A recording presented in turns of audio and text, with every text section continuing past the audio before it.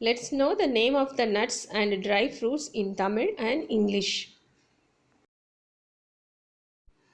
Almond, பாதாம், cashew nut, முந்திரி, pistachio, பிஸ்தா, walnut, Mathumai கொட்டை, peanut, நிலக்கடலை, pine nut, பைன் கொட்டை, hazelnut, ஜாதி பத்திரி, Brazil nut, பிரேசில் கொட்டை,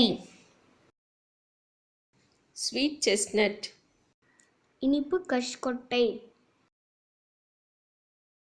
raisins, உலர் திராட்சை, dates, பேரிச்சம்பழம், apricot, பாதாமி பழம், fig, அத்திப்பழம்,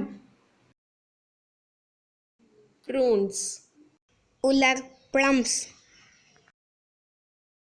betel nut. பாக்கு கொட்டை. Thanks for watching.